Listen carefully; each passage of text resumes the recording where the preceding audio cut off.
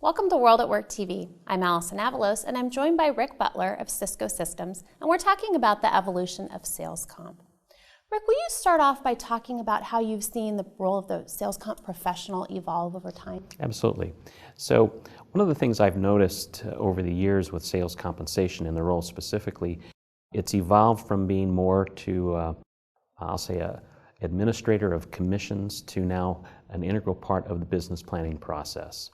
And the role evolution has really matched what I would say the complexity of the business as the business has changed also.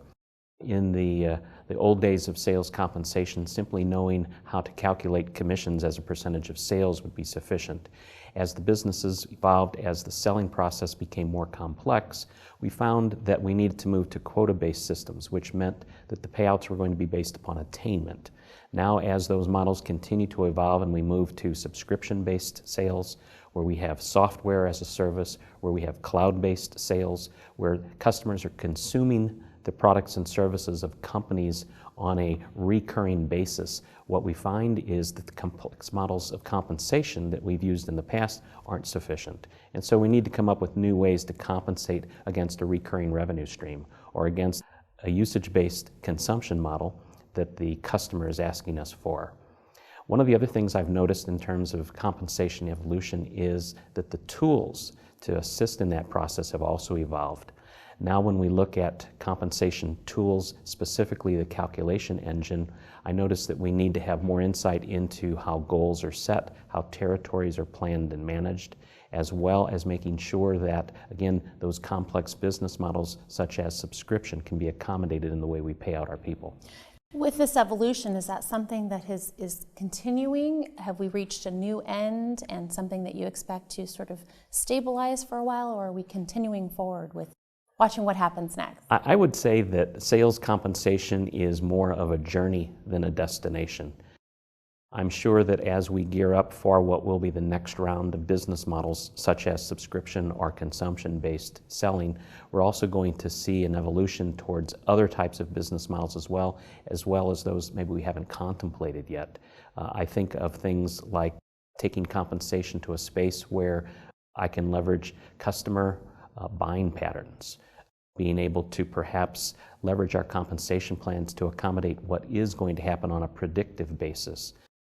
When I think of it from a data analysis perspective, being able to get into predictive analytics and being able to, in advance, determine what's going to happen as a result of the changes I make in the plan, either by adjusting acceleration, by adjusting the mix of the plan, the various components of the plan, and then using that as also a way to drive further business.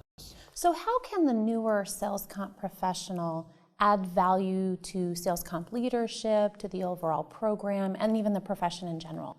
I would say that a sales comp professional really needs to be able to speak to their sales leaders, to their business leaders in terms that they understand, rather than bringing a textbook type of calculation model or example to the table. What I found personally is that if I can relate to not only what they sell, but how they sell it, how their teams are structured, I have a much more effective way to design a plan and can make sure that the plan aligns to the selling motions they're asking their sellers to perform. I also think, and again, this might be more personal for me, having worked in sales before, having been on a sales compensation plan, also gave me the insights as an individual contributor and then eventually as a sales manager as to what was and wasn't meaningful in a sales compensation plan. And being able to add that value to the sellers and the sales leadership makes a big difference as well. You spoke about the changing environment. How do you know when your sales compensation plan has become obsolete? Well, there's a couple indications. If the business model that the company is using to go to market with has changed and your plan hasn't, that would be a red flag to me. Because, as I mentioned earlier, as the businesses evolve, as the selling models evolved, what worked in a compensation sense on one hand no longer may make sense. And so we want to make sure we're staying current with that business model and with that selling process.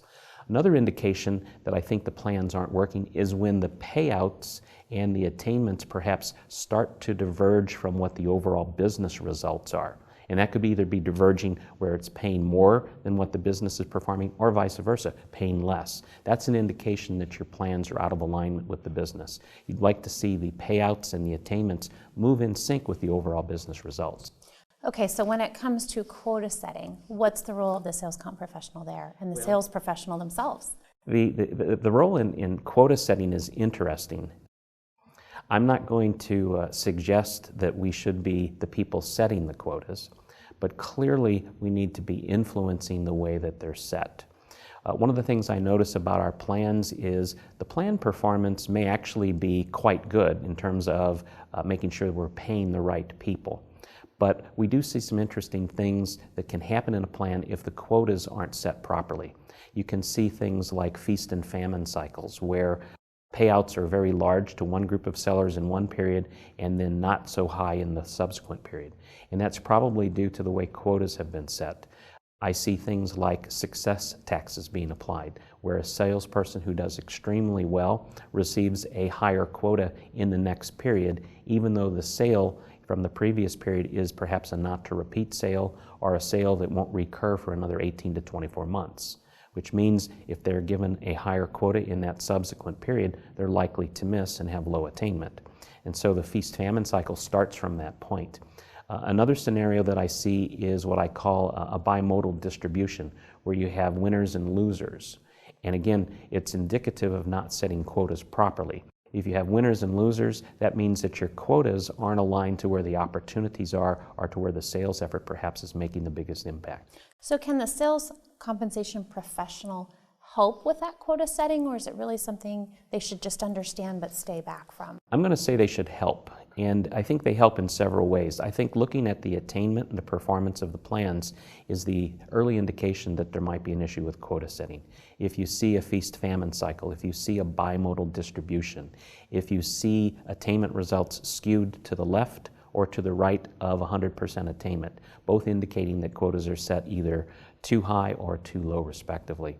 When I think of our role in the quota setting process, what we need to do is to work with our finance and sales ops counterparts to show them how to look at quotas in a different way, to be able to test them, if you will, for things like bias, as well as fairness, and most importantly, accuracy.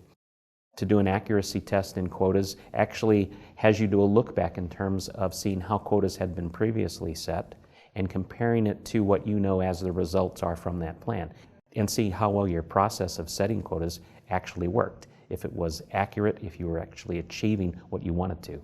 In the areas of bias and fairness, you're really looking for things that perhaps indicative of quotas being set in unfavorable ways, or in ways that perhaps are disenfranchising a portion of your sales force.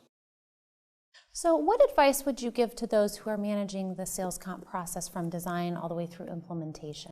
So I think the answer to that question depends upon where you're at in the continuum of sales compensation. If you're walking into a situation where sales compensation hasn't been provided, or it's in the very early days of being provided, I think a person needs to start with understanding the business strategy, understanding the sales team and its structure, understanding the products and services that are being offered, and how those salespeople go to market. If you're inheriting an existing environment where there's a long-standing tradition of sales compensation, there's organizations perhaps set up historically to support it, making sure that you understand how it got to the way it was when you arrived. So not walking in trying to change everything, but understanding what's behind the current design. And then more importantly, understanding who is involved with creating the design, making sure you understand why it was set up the way it was and how it was performing. And then from a sales leadership perspective, making sure you understand how the sales leaders interact with the design professionals, interact with the sales comp administration organization, and more importantly, how they react to having new designs brought forward to them. This is all great advice. Thank you. Sure. For World at Work, I'm Allison Avalos.